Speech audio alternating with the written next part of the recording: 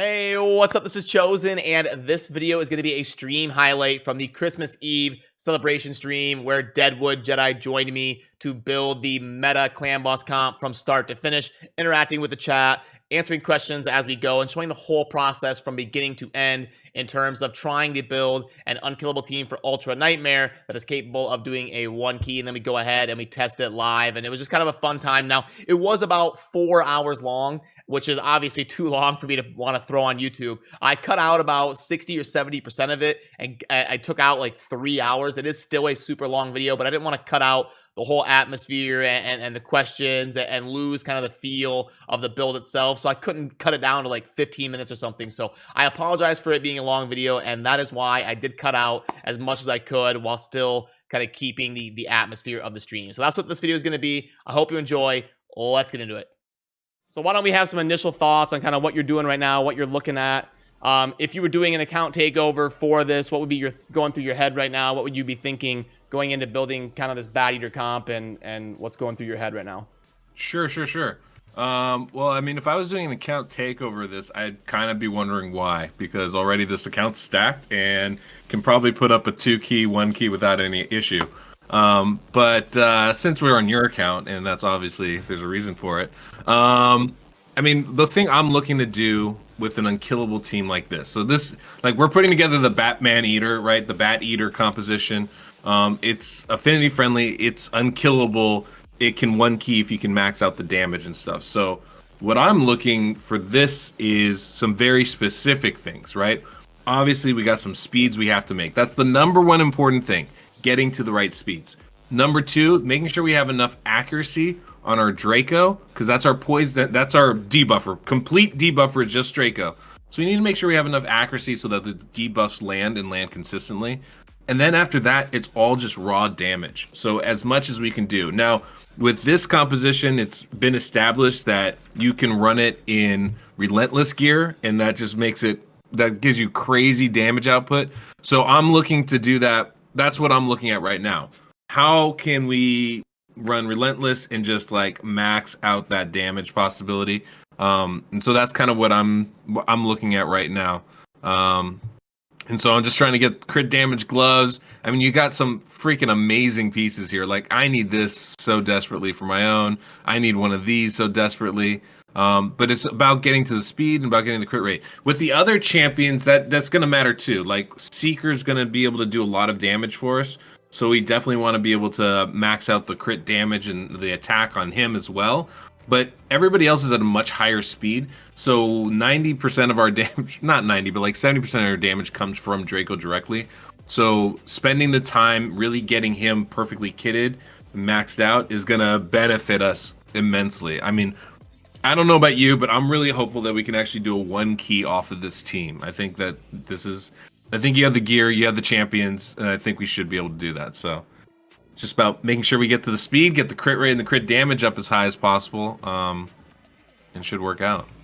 I'm wondering, so right now I'm looking at this, I'm wondering if we can build in enough accuracy to actually skip putting an accuracy banner on and bring in an attack piece there instead. Oh, okay. It's kind of what I'm looking at right now, and I think we might be able to do that. With my Great Hall, skipping accuracy is usually an option. Yeah, that's part of what I was figuring.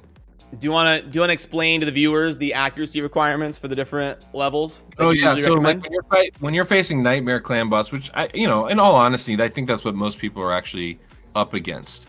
Nightmare clan. Oh my God, that's love. Oh, that might be. Okay, I think we're gonna be able to do that. So, Nightmare clan boss, you're gonna need 200 accuracy. Basically, the clan boss has 200 resistance, or like 175 resistance, or something like that. So, usually about 200 accuracy is a good place to be to reliably put all your debuffs down. For when you're facing Ultra Nightmare, you want to get right around 250. So, like somewhere between like 230 and 250 is usually your spot. The resistance for the boss is 225. So anything over 255 is basically worthless, right? Yeah, basically. Because once you are 30 above the resistance of your opponent, you've hit the maximum 97% threshold, right? I think so. I'm actually not as familiar with that, but I will gladly bow to your judgment on that one. But that sounds right to me. All right, so looking at that, so we've hit. So like if you can see here, we're a little shy on speed. We need to be at 218, but there's things we can do to get there. We did get the crit rate and crit damage, and the accuracy is a little high. So I actually want to, I mean, it's definitely high right now. We're definitely going to switch out this banner. The question is, what banner are we going to bring in? We would need about, we need about 30 more accuracy in order to make this work. And so right now you're trying to do the DPS in Relentless. Yes, I want to put the DPS in Relentless. It's going to get us the most damage possible. So I might have to. And why doesn't that throw off the sorry, I may have been distracted if you explained this already, but why doesn't the Relentless throw off the rotation of the build? So first off, how dare you make me explain something multiple times? Secondly, yeah, I mean, I haven't actually talked about it yet, so that's perfect. So the way the speed tune works is we're using Secret to give us everybody a speed boost. And because of the timing of that, what ends up happening is our DPS Draco ends up taking both of his attacks, because we're going to be going on a 2-1 ratio. He takes both of his attacks before Seeker puts that turn meter boost up. And as a result, we're going to get a pretty significant boost in damage. So he can take extra turns and it won't actually affect his turn order, because that turn meter boost comes after he takes those extra turns. So like if you get a turn meter boost from somebody, like Arbiter puts up their turn meter boost, and you take an extra turn, that turn meter boost disappears, right? So if you need that turn meter boost to get to the next speed, the next tick, like we do for Draco here, if he went after that, that would actually be a problem, because then he would suddenly be slower than he ought to be. But because he goes before the turn meter boost is applied, he's actually able to pick up speed and catch back up. And that's kind of key to us being able to run that 2-1 ratio, is by being able to have that extra speed in there. So I would like to find, I don't know where we're going to find more accuracy though. It's a problem. We can glyph probably 20 or 30, but I don't know if we can glyph enough. Yeah, because there's like 10 you could glyph, but... Yeah, there's 10, there's 5, and that's about it. I can swap this out, but then we would need more crit rate in our build. Is the only Now, issue. I'm seeing 285 accuracy. That's not enough to get rid of the banner, because you'd lose 78 or whatever. Oh, no, this is plenty. I was just hoping to switch out the banner for... That's what I meant, yeah. Yeah. Because by losing this, we'll get down to about 200 accuracy. And we'd like to stay about 250, like we said before. Yeah. So, that's okay. It's fine. Comfortable with that. We're still going to switch it out, because we have I think some better pieces in here for us. And then we just need to determine what's more important. So we could put this on and get the speed requirement. And that's pretty much the easiest change right there. We just lose a little bit of attack, because this one has a little bit of a bonus there. Or we could put this on. We'll need to find some more speed, but our attack will be pretty good.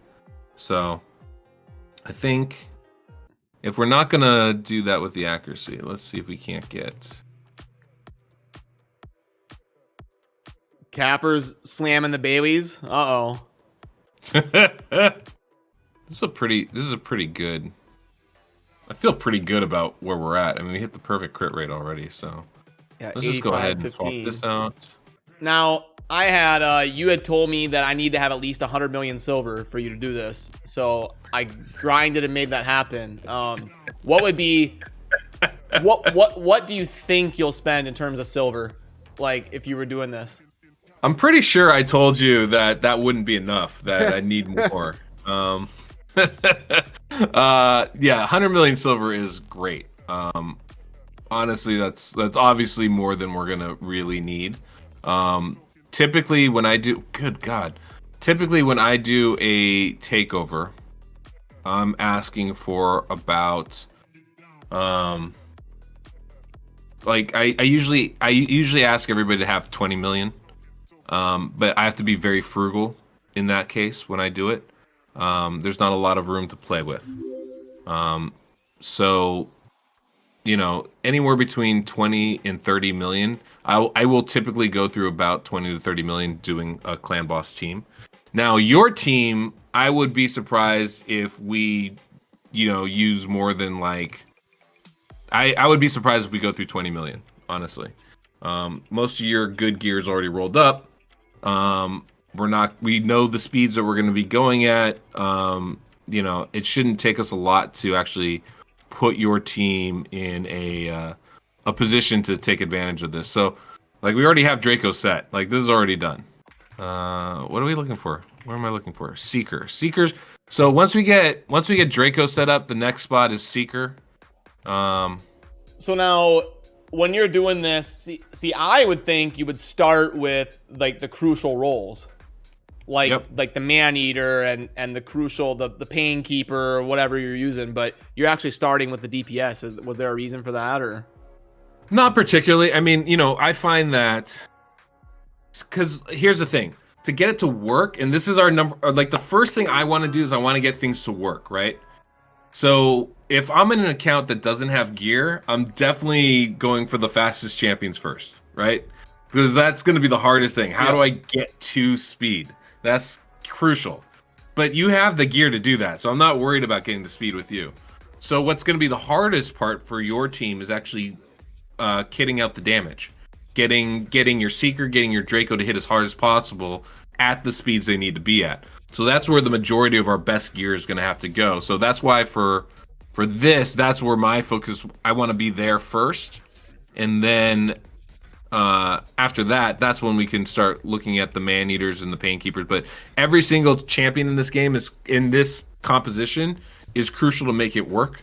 So because of that, it just, you know, there's no real need to differentiate like who we're going for or like who we start with. Might as well start with, you know, the damage guys. They're the most fun to kit out anyway, truth be told. Yeah, and if you guys have questions for just clan boss or anything in general, you can ask him. I'll get to him as soon as I can, I promise. We've got DBZ saying Merry Christmas, and since Deadwood is here, can I ask him about Sepulchre's Sentinel speed for permanent buffs? I believe the answer to that is going to be it totally depends on the team and the speeds that are around her, right? And the difficulty. Oh yeah. So that's a comp I put together, God, months ago now. But basically using Sandlash Survivor to extend Sepulchre Sentinel's increase defense and block debuffs thing. It's a great comp, you know. Sandlash Survivor is great because she can extend stuff. It's pretty fun. I just put together. I was just working yesterday on stream and I built it last night. A Krisk Valkyrie Sepulchre team that basically has that buffs up all the full time. It's a fun team. But you know, that it's a great composition. I don't know what else to add to that. Like, it's a good team. Use it, I guess, if you can. It's pretty dope. Yeah, that's the noise there, man. I don't really know what else to tell you. Well, there you go. At Deadwood, are you going to make Painkeeper 11 to 12 slower than Seeker so she can counterattack with defense masteries? Yes, I am. I'll talk about that when I get to it too. So there's some advanced stuff that you can do with Painkeeper so that she can proc some counterattacks. It's like a small amount of damage boost, but it's one of those things we can do to just help maximize what we're working on. So yeah, I will do that for them. I have that on my own team, so it shouldn't be too hard to make it work. And it doesn't have to be quite that big of a range either. Cool. Yeah, it's one of the great things about this composition. You actually get some counterattacks just based off of the masteries, which is kind of a nice little surprising bonus with this composition. All right, that's a pretty good start. We'll come back to that in a bit here. Wimpy says, hey guys, Merry Christmas. Is there any good clan boss team out there using only 2 man eaters without Painkeeper and Seeker? Yep, there is. There's a double man-eater comp. It's on the website. There's actually there's also a there's a slow double man-eater comp where you change one piece of gear and you can use it for Nightmare and Ultra Nightmare. There's tons of it. I used to run that for a while. Actually, it's very effective, really good. You get 3 DPS champions in. You're running your man-eaters. It's good times. It's actually a great build. You can do easily 2-key Ultra Nightmare, 1-key Nightmare with that. Yeah, there's a fast version and there's a slow version. I prefer the slow version just because I could use it for Ultra Nightmare and Nightmare. But the fast version's a much easier setup, so you kind of just have to pick and choose what you want to do. But yeah, lots of options. Awesome. And yeah, when he was talking about the website, just in case any of you are new to the raid community or anything, there's a link up there to Deadwood Jedi about 20 lines up. DeadwoodJedi.com. You're definitely gonna want to check that site out. Lots of good content there and an amazing tool for the clan boss. Honestly, probably one of the coolest things, anything to come down in the pipe and raid. So definitely check it out if you haven't. And then also, if somebody could put a shout out for Deadwood's channel as well, that would be super appreciated. If one of the mods could shout, Deadwood has a really good stream as well. So definitely throw him a follow and check out his stuff. So. It'll be worth your time, especially if you're trying to become better at raid. Thank you. Definitely appreciate that. We try to have fun on there. It's a lot of silliness. It's a lot of silliness. So, just beware if you're coming in. Yep, there's the link. Thank you, My King. There's a link to Deadwood Jedi's stream, and then the website is right there, just a few spaces above. Thank you, guys. Thank you. Yeah, they missed the person who asked the question about the Sandlash Survivor combination. It's just a wonderful it's a great combo. There's not a whole lot to say about it other than it works, and you by extending the buffs you keep everybody safe. That's kind of the ability of a Sandlash Survivor or a Hope.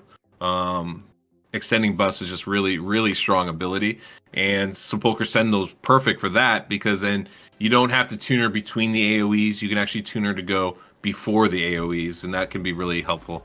But it just takes some, you just have to put them at the right spot, basically. So, okay, I need to ask you a question, Chosen. So we have Seeker. We need to get Seeker up to 247 speed, I think. 247, 248, right around there. What, as far as like our best damage gear, best attack gear, I need to kit your Seeker out like it's going to wreck house in arena at that speed though. So what do you have that's best? Should I go Savage? Should I go Cruel? Should I just use your speed gear? What do you think is going to be the best to get the most attack, most damage out? Probably Cruel would have the best selection, I think. So I see this crit damage glove from Septimus. Is that something I can take? I think so. Yeah. Because that's just for my spider team, but I can move things around if I need to. Septimus is for like a speed farming spider team, but I'm sure I can make it work. Okay. Yeah. Cool. Then it's being stolen. Now obviously I might have to we're probably gonna use some speed stuff just to get to what we need to. For those asking or thinking about it, but I want to try and maximize what we can with what we got. So this is pretty good. Getting the crit rate is going to be the hard part, really, when it comes down to it.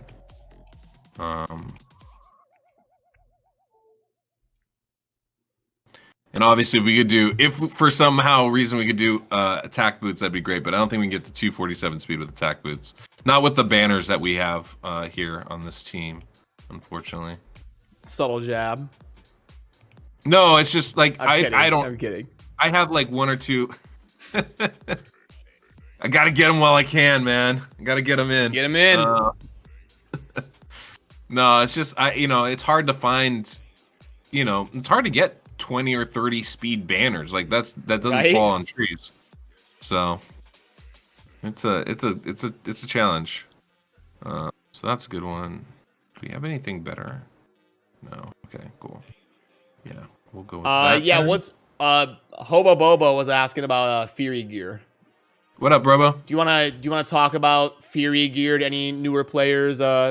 That's the one that increases your damage based on HP loss. Have you done some extensive testing in your comps with Fury Gear?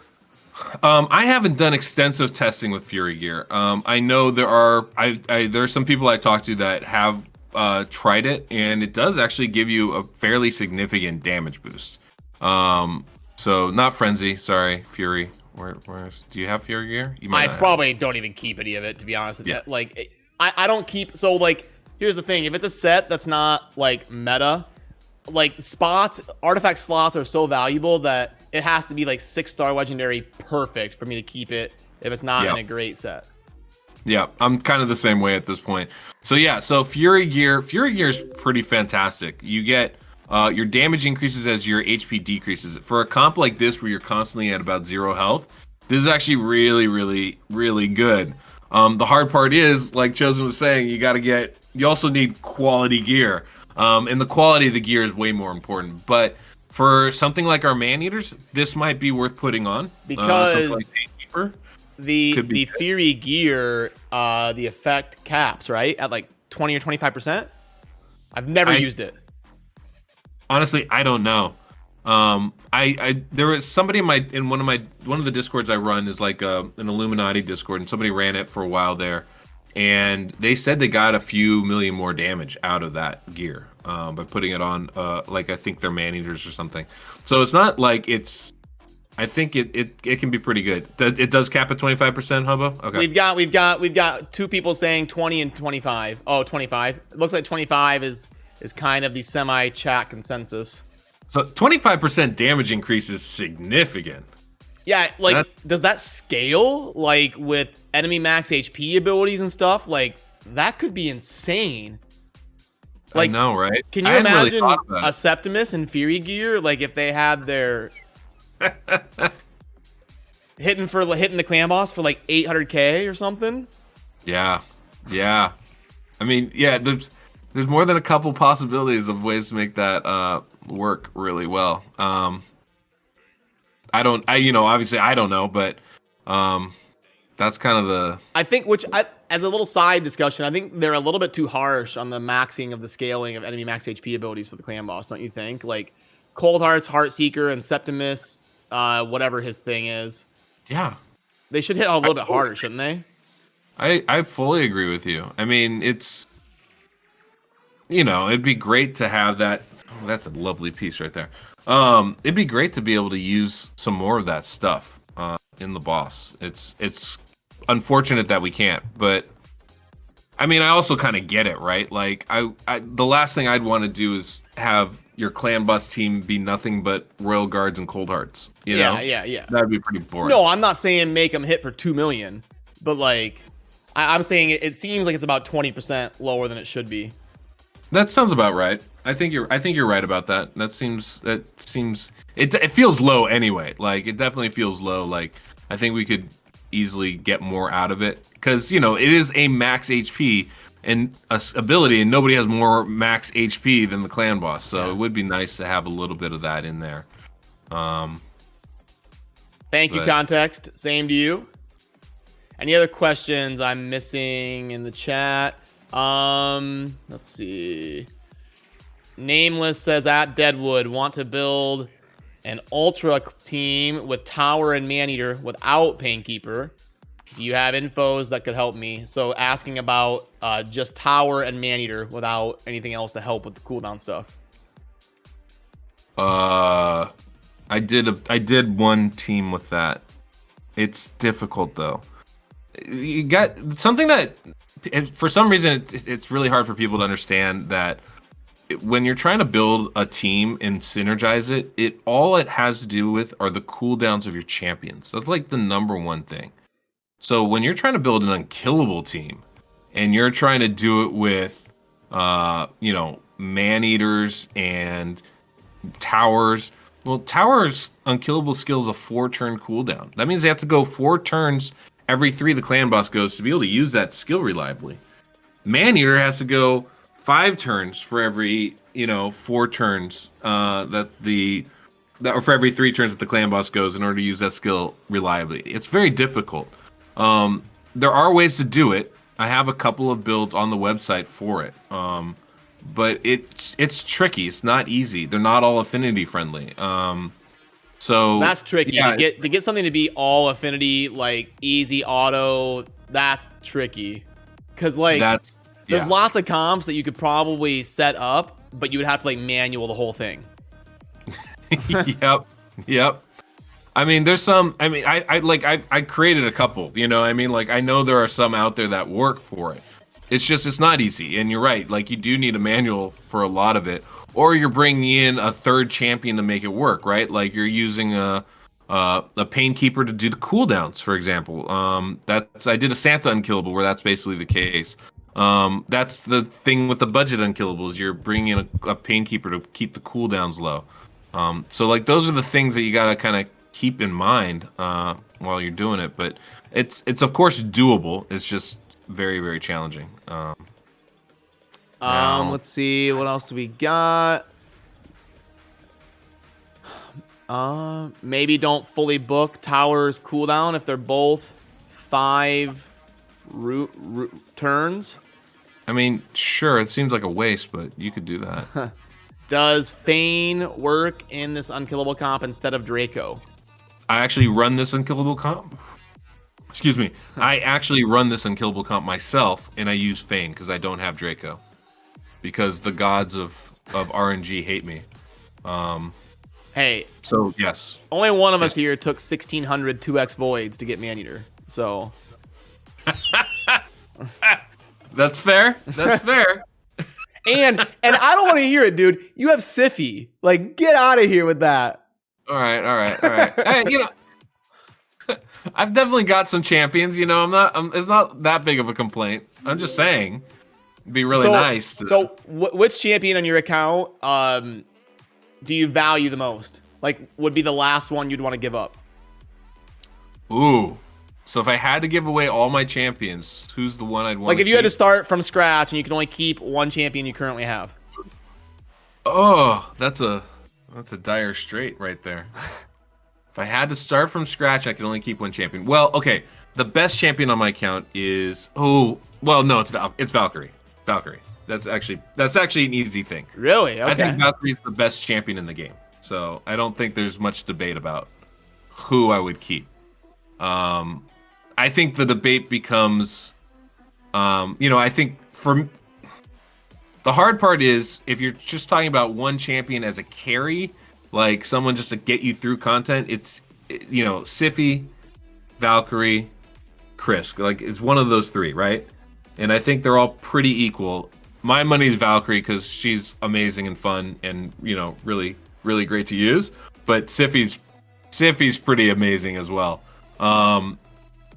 But I don't think that's I think that's one part of the question, but I think the real question is who's the champion that I like playing with the most and would really want to keep on my account.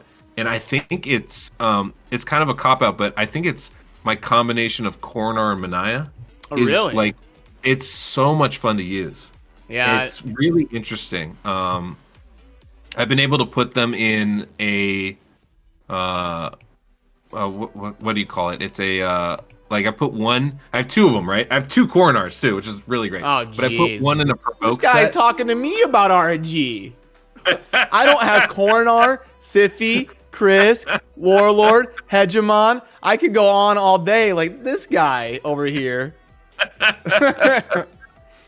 Yeah, sometimes you get Do lucky. you have Krisk too? I do not have Krisk. Okay, I was going to flip my desk if you had Krisk. Yeah. Okay.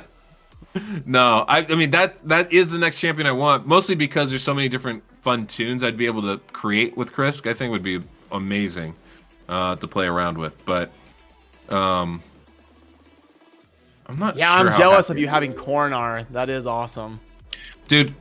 So I pulled Coronar. I remember when because during the Rotos fusion, Coronar came out, and they put a 10 times out there for him, and I only had like a few shards, so I was like, screw it, I'll pull it, And I got super lucky and was able to pull it. And I was like, all right, well, this is cool. But I didn't have Manaya. But I played around a lot with Coronar. I'd pair him with Stag Knight so we'd get the decreased attack and defense. And then he'd get his counterattacks going. And he's very fun. But I put, I finished Doom Tower. And I was able to do that by putting by using my coronars and Manaya and just rolling through it, and just one's in stun set, one's in provoke, and just nobody got a turn on us. Yeah, it's like super slow, but it works. Oh yeah, I mean you're talking 8 to 10 minute runs every time, but like who cares? Yeah. Coronar and Duchess are like that, where they really slow down your runs, but they are such progression beasts. Oh, insane. Because Duchess has painful animations, and Coronar with all those slow counterattacks really slows down your times. But yeah, they're progression. Why can't I say that word today? Progression beasts. I keep saying progression. Progression's good. I like it. Sounds like slang. Progression. Progression. Progression. All right. So just so you have an idea where we're at with Seeker, we're at 236 speed. We're about 10 to 12 speed short of where we want to be. 100% crit rate. The crit damage will go up a little bit, but we'll probably stay around 200. 3,300 attack. Now, are you gonna start running through my glyphs again? Of course. Why do you have them if not to use them, my friend? Don't yell at me, Neo. Look at Chosen over here, just hoarding glyphs. He's just like, I'm a hoard them. They're all mine. I'm a finance guy. We manage resources. That's fair. That's fair. Yeah, but at some point you got to use them. Otherwise, what's the point of having them? Spend money to make money, right? Yeah, that's what I'm saying, brother. It's what I'm saying. The man understands. All right, hold on. Let's see if we can't. I'm not super. I'd like this attack. You get a lot of damage out of Seeker. This is one of the things that you want to keep in mind when you're trying to build something like this. So I would like to try and maximize that as much as possible. So it looks like we're a little light on attack chest is the only thing that's making that a little difficult here. So that's the only thing I'm really trying to see if that's possible to swap out. I don't see anything really great there. We could obviously go with crit damage sets too. But crit damage, I mean, we could go savage if we had speed all throughout it. But like you need major substats with speed and crit rates in order to really make that kind of stuff work. You can also go mix set here. It's not like you have to stay within a set. I generally do just because I have like that kind of weird OCD. It's funny, you call it mix, I call it broken set. The broken sets, yes, exactly. So I think this is actually going to work for us. Obviously, your biggest place for improvement is here on the banner. Like this is the best attack banner I saw. No, like with it's not that bad. No, it's not that bad, but it's not 6 stars. Yeah, it's only 1 speed roll. You know, you'll get better at some point. Yeah, for sure. So like that's a place where you can definitely improve. And if we put speed on that, then I wouldn't have to glyph things. But you know, we didn't. We could get 6-star attack chest as well with better substats. That would help. But like your glove is amazing. I think your boots are great too. You know, everything else is pretty solid. I just like you know, I'm like, where would I improve in the future? And it's gonna be here with the weapon and with the helmet. Those are the spots I'm gonna be looking to improve. Oh, that's perfect. Look at you rolling 5s. What star glyph was that? 5-star glyph. We maxed that out. Oh, nice. Look at me talking big over here. Talking the talk. All right, so lift this one up. We gotta do Raiders stuff. Here we go. Go ahead, jump on in. Jump it. We're pretty close. Remind me, Chosen, before we're pretty close already. Well, with this, so we got 2 champions almost completely built. Now it's just speed for the Maneater and the Painkeeper. That's a lot easier to do. So just remind me before we jump into the run, just to double check all the speeds and everything before we do it. I generally get everything close, and then I'll like check and make sure, and then we can tweak a speed or 2.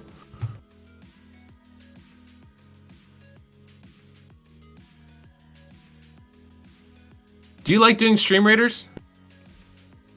Yeah, it's okay.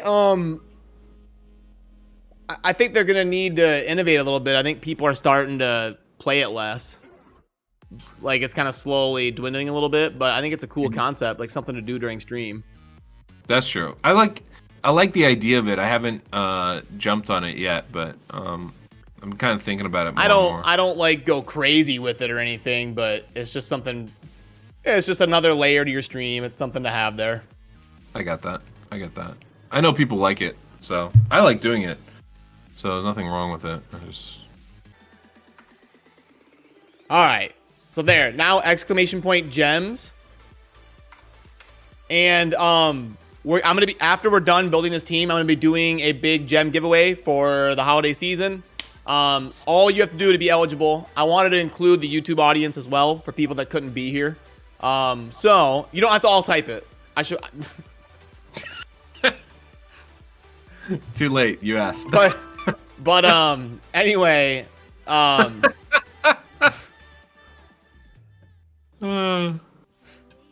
anyway, all you have to do is leave a comment on that video, and you're eligible to win. That's great. You full on did that to yourself. I know. I got wrecked. GG Nori. Oh, you guys, you don't have to. Okay, just go ahead. I'm on it though. I'm on it. Of course, Chat thinks they're clever. Clever girl. You're freaking. That's good. You're chosen. Of course, you're on it. Try it now. I put a cooldown on it. You're gonna have to book it. I'm gonna charge you guys $25 to book it, to book the command, and then I'll lower the cooldown. I learned from the best. Fantastic. By the way, also one of the best things about this composition, no legendaries are needed. Yeah. Well, you're right. I was gonna say Draco, but you can sub out like for Fane or something. Yeah. I mean, obviously you can use legendaries. Yeah. But really only that one spot, right? It is. Yeah, you're right. It's exactly just that one spot. What are we doing with these masteries? John asks.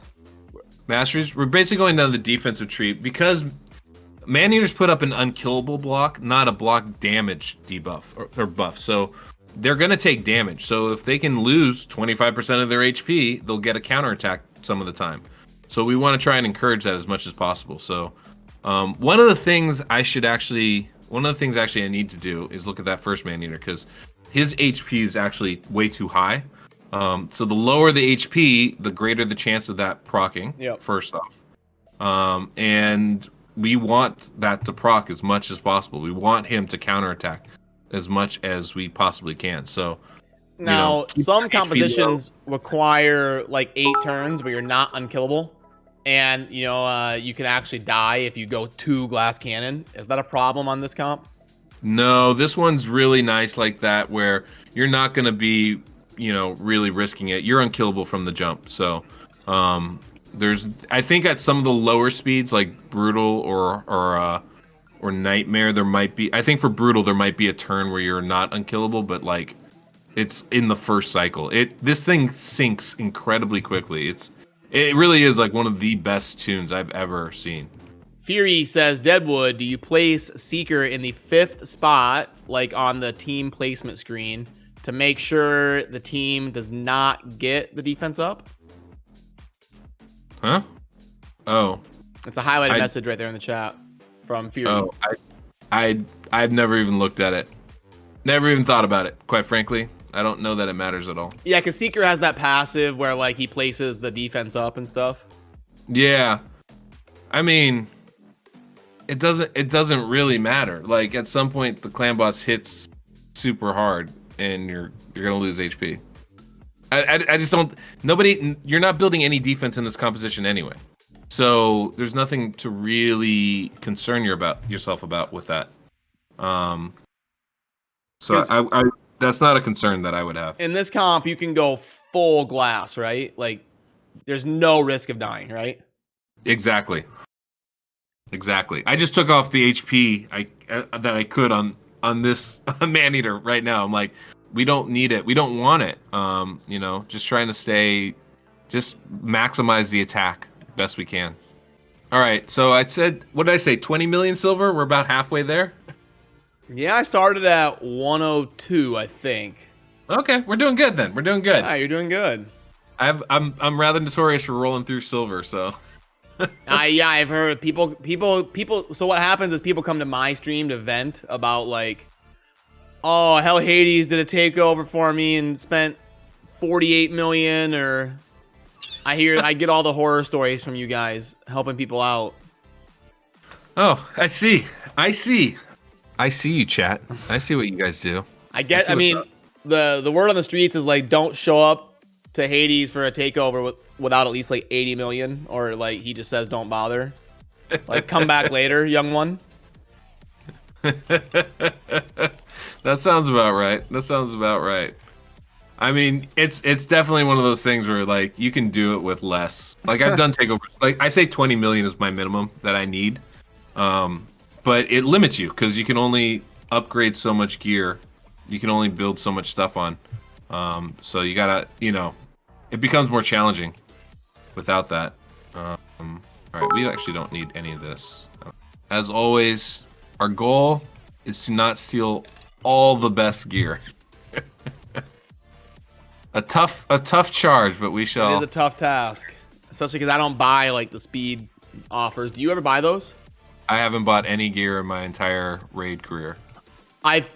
When they came out with like the 6-star speed packs that were $15, I think I bought like one. I was like, okay, that's pretty good. I want to see what I get. But that's the only time I ever recommended a gear pack. Was the 6-star. I think it was 6-star epic speed for $15, and I was like, this is the best gear offer you'll ever see. So if there was ever a time you're gonna buy it, this is the one. I mean, it's one of those things. I'm not against it. Like, if that's what you want to do. I'm not a fan of them selling it, but I'm not against anybody buying it. But yeah, I never buy the gear stuff. I mean, honestly, it's kind of a weird principle thing for me. It's just like, I'm not spending money on that. And then I think like on a little bit more personal level, I'd rather spend the money on gems and energy. But I'm obviously using energy all the time these days, right? It's a little bit different. Always having somebody. There's always somebody new to level up. So it's just like I'm in a different spot, count wise right now. But when did you start playing? I want to say 2 years ago, but honestly, I don't remember all that well anymore. It's been I mean like what month? Say again? I mean like what month? Oh, I think it was in the spring sometime, like a March, April, May type of thing. Of 2019? I think 2018. You said 2 years, so it wasn't 2018. You couldn't have played in the spring of 2018. So you're saying like spring of 2019? Yeah, it might have been spring of 2019, or like maybe it was February or something like that, like right around there. The first fusion I was aware of, to give you an idea, the first fusion I was aware of was Torment, and I think I've been playing for probably about half a year at that point. Oh, okay, gotcha. Yep, you probably started in like March or April of 2019. So I've passed several pieces that I could probably use, but I find that it's better just to like take the time, be thorough, kind of spot some pieces that you think are going to go, and then you have an idea of what you can work with. Like, we have speed here to make the requirements. We're just a little short on crit rate, but that might be worth it anyway, so I think we're going to do that. And now we're at 248 speed. Gosh. So we're right around where we need to be. You might have started playing before me, man. No, I didn't start playing before you. Because I started like March 20th of 2019, and when I said March or April, you were like, I don't know, probably before that. Maybe. I don't know, but I definitely wasn't playing aggressively. The only reason I always know when I started is because I barely missed the St. Patrick's Day Shamrock fusion. So I started playing like the end of March, like after St. Patrick's Day. We might have started around the same time then, because I definitely missed that fusion. But my friends were playing before me, and I think they had mentioned that. So I think my first fusion was like Foley. I missed the Foley fusion. Oh, Like okay, you definitely played after me. Yeah, that's usually the thing that differentiates. Now, I say I missed it, but I might have just like literally missed That's it. that's like Office Space is like. So I see you've been missing a lot of work, and he's like, "Well, I wouldn't say I've been missing it, Bob." That's pretty accurate. I mean, you know what though? I miss it now. Let me tell you. So I'm kidding out Painkeeper. I don't care very much, just for people watching that might, be paying attention or whatever. I don't care very much about Painkeeper's build because she doesn't do any damage. She sucks dealing damage. Just terrible at it. Not a good damage dealer. But that's fine. That's not why we have her anyway. But what I am looking for, what I do need is speed. That's the one thing we do need with this. So, like with every single piece almost, we want to get her. Now, to maximize her, we want her about 239 speed. And so that's what we're looking for here. And so we are at 228 speed. We want to get to 239. So we need 11 speed on this shield. And whatever little bit of crit rate we can get with that. But we need 11 speed.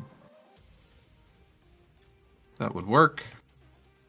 We don't need accuracy though. A Stevia, we'll see. We just play it by ear. But I have before. There you go. There you go. All right. 239 speed. Over 100% crit rate. Poop for everything else. That works good. Now, so we've got broken set with 4 speeds. Ooh, a four-piece helm. See, I told you. My whole chat was telling me to sell that. See, I told you. This is vindication for me. I had 250 people yelling at me that I'm crazy for keeping this 4-star helm. See? See? My day has come. Fair, my day has come. I don't even want to. You know what? I'm gonna let you. You keep that, man. You earned that. You just keep it. I don't want. That was unprompted. I didn't tell you to use that. See? No. You're right. You're right. I just grabbed it on my own. You're right. Oh, that's really funny. Yeah, we can do that. So one of the things I really want to do is I really want to keep that down as low as possible in order to be able to use Retribution with Painkeeper. That becomes a little bit tricky. I mean, this is going to maximize our damage, probably way more than we actually need to worry about, but that's one of the things I'd like to do. So we can always take Painkeeper down the support tree and we don't have to worry about it. But like just trying to max it out, this is the best way to go about it. So. And then this is as is Nightmare and Ultra, right? Yep. Oof. You got it. Nightmare, Ultra Nightmare, Brutal. I think it works on hard too. It's pretty resilient composition. Okay. It works on hard just as is. Yeah, like seriously, I think it does. I'm not 100% sure. I haven't tried it. But does it just like blast through the difficulty, or is it actually unkillable like 50 turns? It's unkillable 50 turns. Wow, that's crazy. Yeah, because of the speeds that are in this composition, things start to sink at a certain point, pretty resiliently. So we're at 238. So 239 is the minimum speed for this. All right. So just like FYI Chosen, as you're building this team going forward, yeah, and stuff, let me see, 248, yeah, that's great. All right, just as you're going forward with this, I would definitely, be looking for, your first priority should be upgrading Seeker's gear, upgrading, because we'll take a look right now, but you can see she's got decent attack. Crit rate's good. Crit damage is okay. But you can bump all those things. Getting a better banner is going to help a lot. With a lot of the attack anyway. Getting a better chest piece is going to help a lot with the attack. You can probably build some crit damage in that too. The boots are solid. but like obviously you could hit the trifecta and get some attack percentage and some crit damage as well. The gloves are amazing. I mean, it's hard to get that kind of crit rate and speed on gloves. The shield, though, this is definitely a place where we could get some more crit rate and crit damage. The helmet, same thing. The helmet's pretty solid, but like we get an attack percentage in there, and same thing with the weapon. Obviously, crit damage, attack percentage. Even if they're not rolled, those things can be really obvious. You know this, but those will be helpful. But those are pieces like this is a place where you're going to get a lot more improved damage just by increasing his attack to around 4,000 or higher. You also, I think, especially with the glyphs you have the potential to swap out some of these pieces for some more cruel gear or crit damage gear, or even one of my favorite pieces now, this fatal gear, could be really helpful too. But using that, if you can get enough speed to maintain the speed, that'll be, I think, improve your damage a lot. Because we just don't have, we're getting crit rate rolls, but we're not getting crit damage or attack sub rolls in a lot of that gear. And that's an easy way to improve your damage on that. The key with Seeker, his speed. Seeker's speed, right now we have 249, is just make sure Seeker's faster than your slowest Maneater. Just gotta be just like a smidge faster, but it has to be faster. That's really the only real speed requirement. And they can actually be slower than they are. We can drop their speed like to 240, but in order to have Painkeeper keep that retaliation stuff, he needs to be about 7 or 8 speed slower than your slowest Maneater. Did you ever try retaliation gear? I haven't done that. Now that they've buffed it, it'd be get some counterattacks in there, but I don't know if it'd be worth it. I mean, if it can work consistently, yeah, it probably is worth it. But that's the question. Can you have it work on a consistent basis? But I think if you can, yeah, that should be worth it for you. This is just a great banner here. This is such a good attack banner. I think I just found that too.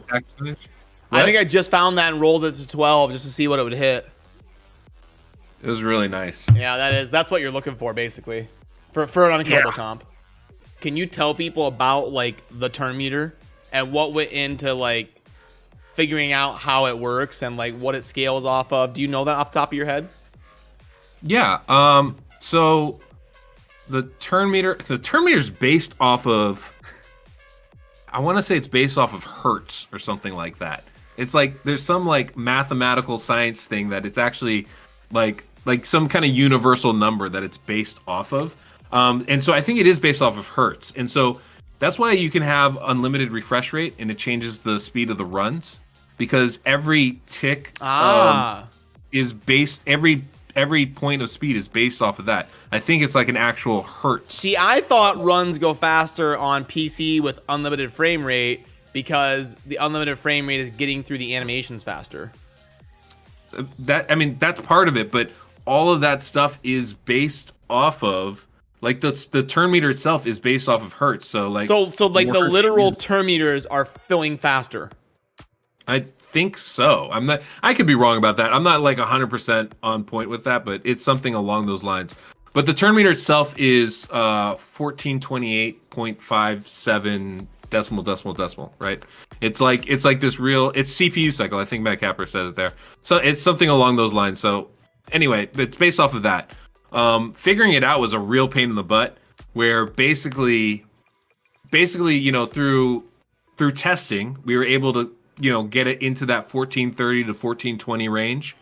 And then it's just about you kit a champion, you kit a couple champions at different speeds and see who hits a full turn meter and who doesn't, who hits that 50% and who doesn't. It's a lot of visual, validation based off what you're seeing as far as the turn meter fill bar goes, and then just constant testing, and we were able to kind of come up with that number. Napoleon's the one that kind of came up with that exact number, and I think it's 1428 is the number for the turn meter, but it's how do you get it down to a decimal though? Because you can't build like decimal points on speed. Right. I think it is 1428. It's been it's been a while since I actually looked at it, but I believe it's 1428 is the turn meter bar. Hobo Bobo says it's 10,000 divided by 7. There you go. Whatever that. Yeah, that's what it is. That's what it is. So that's about 1420. I think it's 1428.57 decimal. It's something along those lines. Yeah. And so, but that is why, because the turn meter itself is a percentage, right? So it's 100% is basically how they look at it. And then every point of speed fills up a certain percentage. And so they do that kind of percentage thing off of it. Yeah, so there you go. Esoteric has it down there. 1428.5714 repeat. That's super cool. That's interesting little RAID nugget knowledge. It's pretty neat. Someone else pointed out the Hertz thing to me. So do other games with turn meters do that, or is that like unique to RAID? My understanding, not having any direct knowledge about this, my understanding is I think that is a fairly common thing. If you think about it in like human terms, if I'm building something and I need a random number, I'm going to base it off of something that's out there. And so I think it's a fairly common thing that they base it off of that. I think that's the same as they used in Star Wars Galaxy of Heroes, my understanding. Again, I could be wrong about that, but it always takes me a while to know what people mean because I always hear it called SWOGO. You always hear what? I always hear it called SWOGO. Oh, SWOGO. Yeah. So I'm always like, Star Wars Galaxy Hero, what? I always have that like half a second where I'm like, what? Oh, SWOGO. Oh, okay. Oh, yeah. So, but yeah, I don't know. And how long did that process take? Was this like a 2 or 3 day thing, or was this like a month thing? How long did figuring out the turn meter between your little group? Oh man, I mean, I started working on the calculator, I want to say the summer of 2019. Really? Like, you'd only been playing for a couple months. Yeah, Kuroshiozio posted he posted the first like Excel version of a calculator for Clan Boss. And it wasn't accurate, but it had some really smart things about like what it did have was the way that turn meter works, and like one champion goes at a time and it keeps filling. And so then I used it to help tune my team, and then I would just kind of keep working on it and, you know, trying to get it better and figuring it out. And I realized pretty quickly, like, oh, this isn't on point, but we can make it better. Looking back on it, it was kind of like, if I remember it, it was kind of like the atomic bomb. There was like a few different groups of people trying to like crack the code of like the turn meter and the clan boss. Yeah. And you were all just kind of like figuring small things out every day, and then eventually, like, boom, your calculator came out or whatever.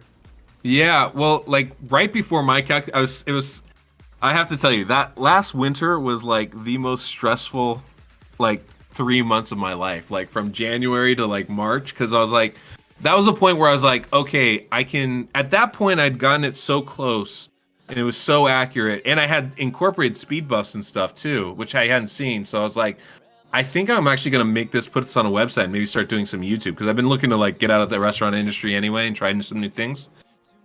And then, like, literally, like, a month before I was ready to put out my calculator, Napoleon released his Excel version, and I was just like, okay, cool. Someone else did this. Someone beat me to this. Someone cracked it. But he was such a cool dude, and he's just like, I was like, hey, look, I built this thing. I want to ask you about it. And he was totally responsive and like actually helped perfect my version of it. And so you two like collaborated then. Yeah, we did. Like, that's the thing, is like the building of my calculator, I did that. And I was able to put it on, I got somebody off Fiverr just to put it on the website, but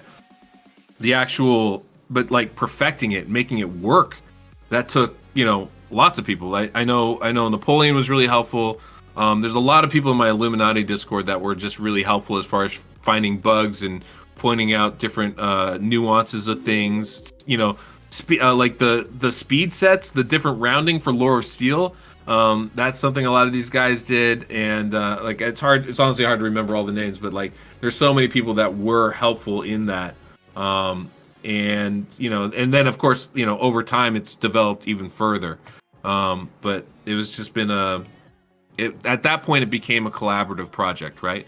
And then all the speed tunes, I'm always hitting somebody up about it, right? It's like I have an idea and I'll put it together, but usually I end up bouncing it off of one, somebody else to just check and make sure this works, or what do you think about this kind of thing. I spent a lot of time actually, especially early on. I have so much thanks for Murder Inc. because he's really helpful, because he had champions and he had silver and gems to help me build stuff like the white whale composition, which I think a lot of people,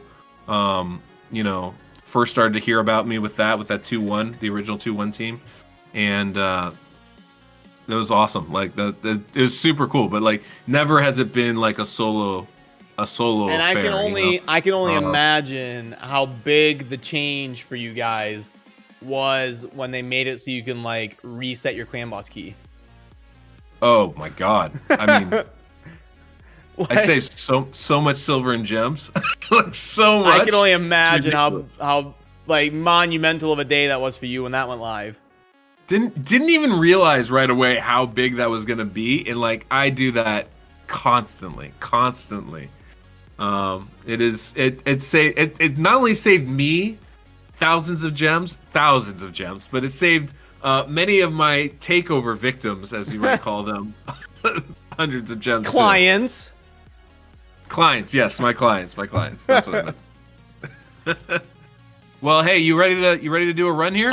Somebody requested to show the stats. Just take like a couple minutes, show the stats, talk about the build before we run it. Oh my god, you guys are so needy. Yeah, we needy. Can do that, totally. Let's see here. We can do that. Actually, we'll put them all in, and then we'll go show them all, and it'll be good times. I think I do have a whisper guide. Actually, somebody was asking. Okay, here we go. So you guys want to see the champions we're bringing in? So let's see what we got. So we got 2 man-eaters. I think they're first here. Yep. So we got one going fast at like 268 speed. We got him up to 3,300 attacks. Pretty solid. Oh, we didn't get quite 100% of crit rate. Can we fix that? Can we fix that? That seems like something we should be able to fix. I feel like that's a thing. We just need crit rate glyphs. I would love it. I don't think it's probably not good for the game, but I would love it personally. I don't know. What do you think about that? Yeah, that's a tough one. Yeah, I think it'd be okay. I mean, we're already kind of to the point where crit damage gloves are more meta than crit rate. So I don't think it would really change that. I think it continues to bump that that exacerbate it. Exactly. We should, that's where we need it. Get off you. Give me a helmet with crit rate and speed. I don't want to take your Madame Ceres's or your Foley's, but I might. Ooh, that's Painkeeper. We need that there.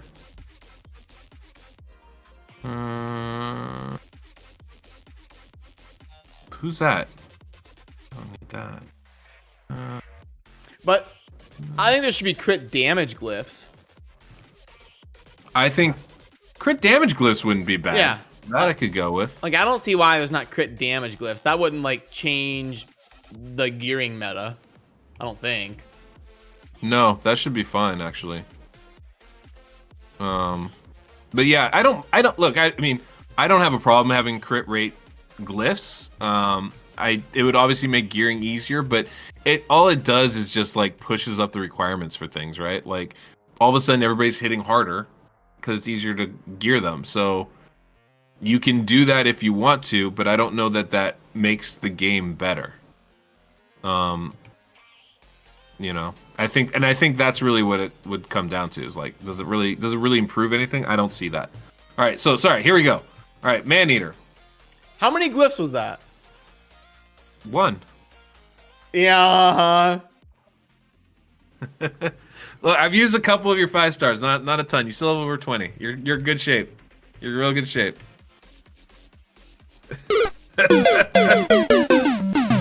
Sorry, I didn't realize you were so hesitant to use any of those. But yeah, 100% crit rate, over 130 crit damage, 3,000. That's the first man. That's the fast man eater. This is the slow man eater. 2,700 attack, 248 speed, 92 crit rate, almost 100% crit rate again. Really? We doing that? We doing that all day long here? So, like, do you think this is one key, or? I honestly, I won't know till we get into it, but I think we'll be close. So you think it's like borderline one key? Yeah, I do. I think that's the best. Yeah, I think we'll be close. It's hard to say. I always tell people one key is such a high bar to cross. You know, people ask me all the time if I can take them to one key. I'm like, I refuse to promise that. I just like I won't do that because I won't do that to myself. Because it is such a high bar to get across. But if there's a team that can do it, this might be it. This should be it. And it really comes down to Draco and Seeker. They're the ones that are going to do the most of the work. So if they can make it happen, then I think we have a pretty good chance. Boy. So Chosen, now I'm stuck, man, because like I want to get you 100% crit rate, but I'm like, this guy's gonna freak out if I keep using his glyphs here. I don't know. Take me outside. How about that? I think we're actually good. Even though, so we're not 100% crit rate on this one. I think that's gonna be fine. Doesn't matter. Moving on. We're still like over 90%. Someone says you're crazy. It's an easy one key. What'd you say? Someone says you're crazy and it's an easy one key. Someone said this is easy one key? They need to go jump in a lake. All right, Painkeeper, 3,300 attack, 239 speed, well over 100% crit rate. So we're kind of overkill on that, but that's okay. And then we got the speed we wanted. That's the important thing. And we got good attack on him actually too, which is not easy. But by the way, I'm just giving you a hard time. Like if you see a way to make it better, you can use some glyphs. I'm just like being funny. I know. You're good, man. Believe me, we understand each other perfectly. Let's see. And then Draco's the last one. I want to run it first before we even try to do that. You know, let's see where we're at right now. If we're doing 62 million, then there's no point, you know, bothering. But if we're at 69, obviously we'll see if we can't tweak it. Then it's time to min-max a bit. Exactly. But we got 4,500 attack on Draco. Honestly, so this comp does worse against Force? What'd you say? This comp does worst against Force? Yeah, it will, because we won't land the debuffs as often. Yeah. So it's typically with Draco, it's a one key against everything but Force Affinity. But still a 2 key against Force Affinity. You'll still do great damage. Yeah. So that's the build we got. I think we're in good shape. I know I've been mentioning it for weeks now, but I am working with somebody, and we are working on a second version, which is very nice and a lot more friendly to use for people. But I'm not. We were trying to get it out before Christmas. It looks like it's going to be. Hopefully, we'll get it out before the New Year. But, you know, as soon as we can, we'll get it ready for people because you're going to enjoy it. Oh, no. It's fine that the second Maneater goes before Painkeeper. I'm sorry, I was thinking Seeker in my head. We have to have Seeker go before that. No, the Painkeeper we want to go after the other Maneater. That's the goal. That way we can have Painkeeper slower. The chat's right. It doesn't matter. It still works. Yeah. All right. So I said 71.22, and you said what? 60. I think it said 68 point something. Now, yeah, that's why I was questioning whether you should like manual the Draco, the A3, but if you're trying to get a like a record-breaking run, yes. Yeah. Because you'll also want to get as many A1 attacks from Draco. Just see how much damage. I'm actually kind of interested to see. So 175k on that A1 without a full debuff bar, that's not bad. Jesus. Yeah, you might be able to one key. You should be able to one key, I think. I do this with Fane, right? And Fane's hitting for like 60 or 70k. What's your Fane comp do? Good God, 220,000 hits. My Fane comp does between, it depends on affinity, but generally around 60 million. A little more, a little less. I think the most I've done is 66 million.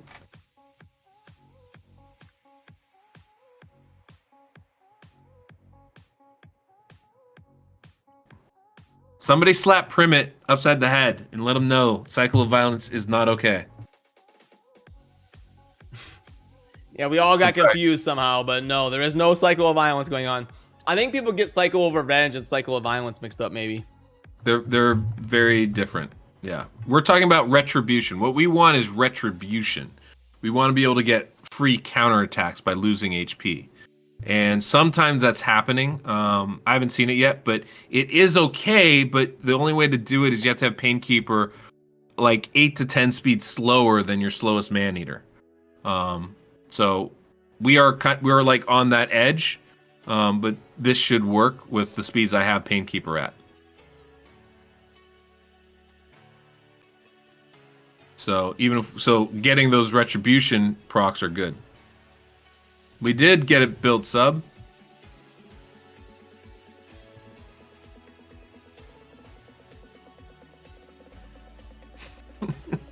I think that's the most understated comment ever. If you have gear for this comp, it's easy to tune. I feel like that's every single comp.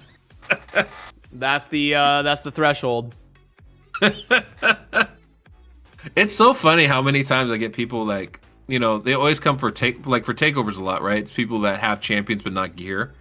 And it's so much harder. I did a video I'll probably put out probably in 2 days, using Valkyrie, but like the guy had gear. He had gear. He had the guys built already. It took me like an hour to build that team. And we tripled his damage or whatever, but or doubled it.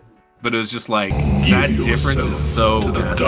Like it's all about the gear. The champions are such a small part of it. I've always said that. Yeah, it's the gear that makes it, but obviously the champions are a cool component of it. Oh, for sure. Because it's when you combine both, like the champions with the gear. Yeah, I feel like the champions say how you build this, and then the gear tells you if you can or not. They're doing pretty good, man. 30 million on turn count 20 is not too shabby. I think this is a comfy 2-key team here, or 1-key team. Is it possible to have it always 1-key force? Probably not. With Bellinor. Really? Yeah, you can you can put Bellinor in the Draco spot, and then you can put poison toxic sets on like your Maneaters or your Painkeeper or all of them, frankly. And that can get you a 1-key team, and then that's affinity friendly because it's also an all void team, minus Seeker, of course. But that should do the trick.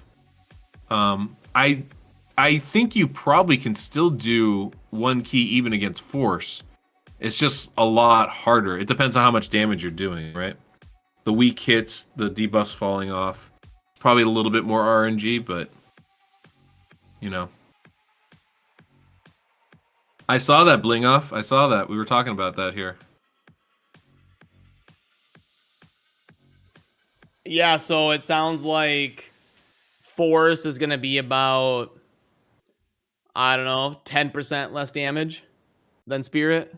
So if it's 80 million here, it'll be 71, 72 on Force. I think that sounds about right.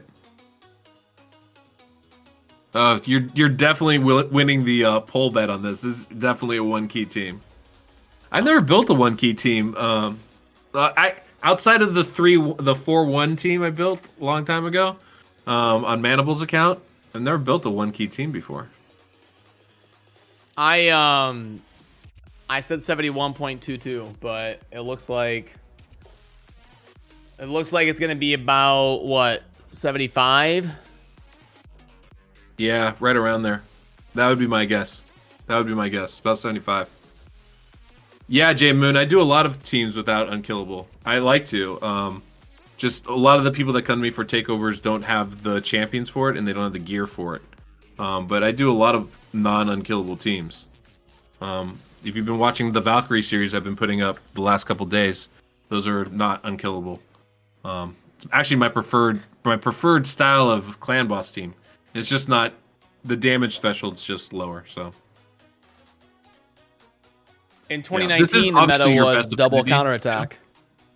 What'd you say? In 2019, the meta was double counterattack. It's still really strong. I mean, that's still a solid 2-key team right there.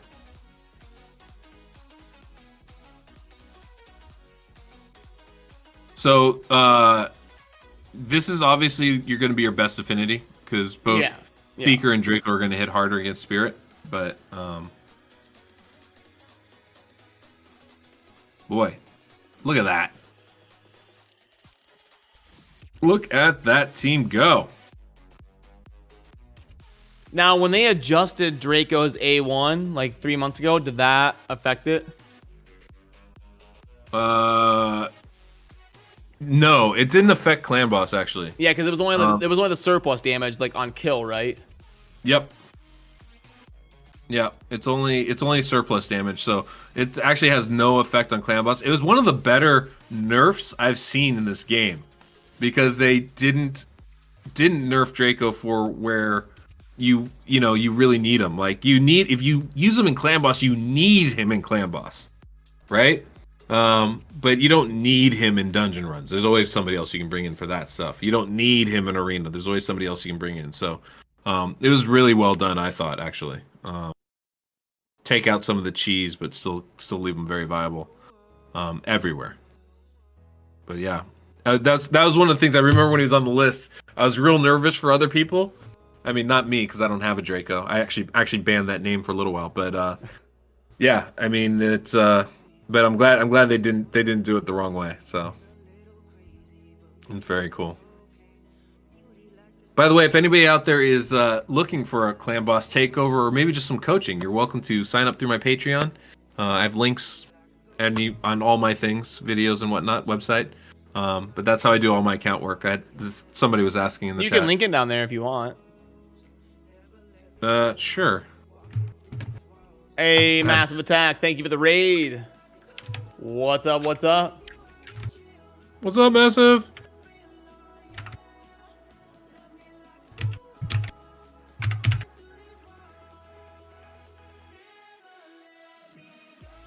You feel bad you have 2 Dracos? You should feel bad. You're a terrible person. Or you should just give me one and then we're all good. Hey, but, you know. I tried to do giveaways for champions and I was shot down. So oh man. That'd be amazing if we could do that. Right? Especially if it's God. something that we earned like naturally. It'd be amazing if we could. That would be so awesome. Oh my gosh. That would be so hype. Goodness. I tried. I really tried. I fought with them, but it's not gonna happen. No, I'm not surprised. That's kind of a, I mean, this game is all about collecting champions, so that's got to be the big focus. And someone would abuse it. Somebody would abuse it. I mean, I'd abuse it. I'd be like, I can give away 3 Dracos? Cool. By the way, guys, I can give away 2 Dracos. Somehow I just pulled one on my account. I don't know how that happened. Well, I mean, I'm sure there's ways around it, but yeah, I understand, it'd be a Pandora's box of opening. Yeah. I would love it though. You're right. I mean, it would be great to be able to do that. I don't know. I'm excited about getting more storage room. I'm excited about hopefully having something to do with dupes, but I really need some more gear storage is the thing. Well, so supposedly early 2020, the gear storage is coming. Yeah, we'll see. So, two things you want to keep in mind when you're going forward with this. You notice we do get that attack down debuff occasionally.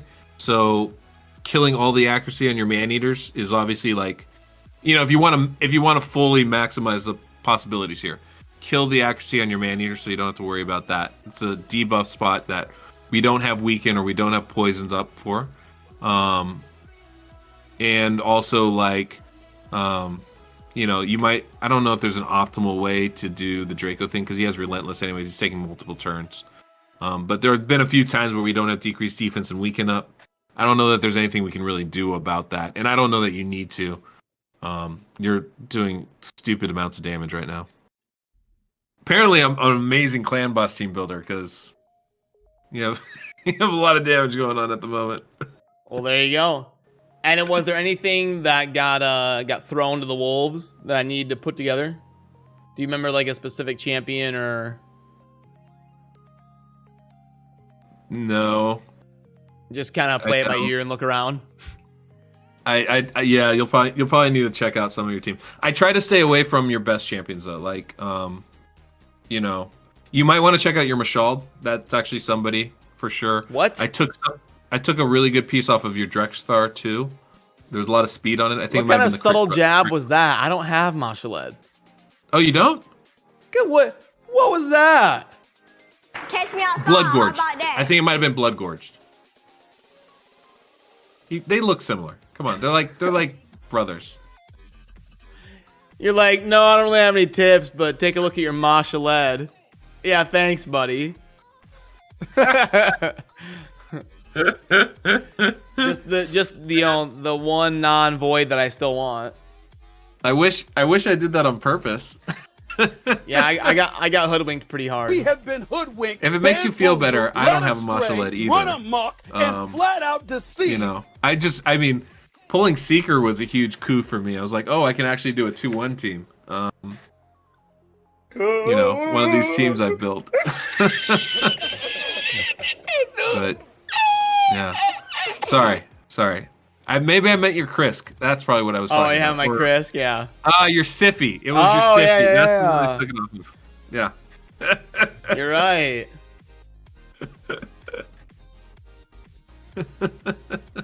See, we did it. Dude, 1 key. Easy 1 key, too. This team slaps. What would they have to do on Spirit to know it's going to 1 key force? Like we said, about 80? I mean, I honestly don't know. I haven't run it on it. I wouldn't know. I would guess you'd want to get to like 80, 82 to be safe. You're not too far off of that kind of pace though. Really, I mean, I've seen Seeker. I think you can build your Seeker a lot stronger. Like, we only have like what? What about the Affinity Breaker gear? I mean, you know, come on, it's trash gear, man. I don't see it being really worth it. I'm trying to sell it. Yeah, you're doing. I mean, look, you did an admirable job. Admirable job. It's just trash gear. I don't know, but I think you can build your Seeker up a lot more. I didn't do an exceptional job building him. So I think you could easily get another few million out of Seeker alone just by getting his attack up and his crit damage up. It's hard with that speed. That's the difficult part, is with that speed requirement's really difficult. But if you can do that, I mean, you'll see, I think, massive improvements. But like, look at this team. It's 78 million easy, right? It's about over. It's about over. Got still one more cycle.